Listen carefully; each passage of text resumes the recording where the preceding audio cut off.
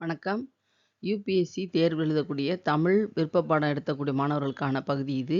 வினாவிடை பகுதியில 12 பார்க்க போறோம். இந்த தேர்வுக்கு தயாராதல் எப்படி என்பதில் கண்ணன் பாட்டு வந்து 9வது பிரிவாக அமைகிறது. என்னுடைய தலைப்பு கண்ணம்மா என் குழந்தை. இதில் சொல்லப்படுகின்ற செய்திகளை சுருக்கமாக போடும்போது, குழந்தையாக பராசக்தியையும் என் நெஞ்சில் உதிரம் கொட்டுதடி என்ற சிறப்பான ஒரு இலக்கிய அடிகளையும் அதில் சேர்த்துக்கிறோம். கண்ணின் பாவை, எனது செல்வம் நீயே என்று சொல்லுகின்ற சுருக்கமாக உள்ள தொகுப்பு செய்திகளும் இதில் இடம்பெறுகிறது.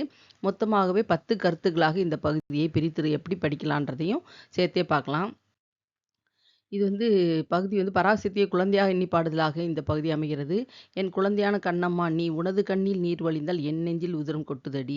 எனது கண்ணின் பாவை என்றோ உன்னை நான் மார்பில் அணியாக அணிந்து தழுவுவேன்.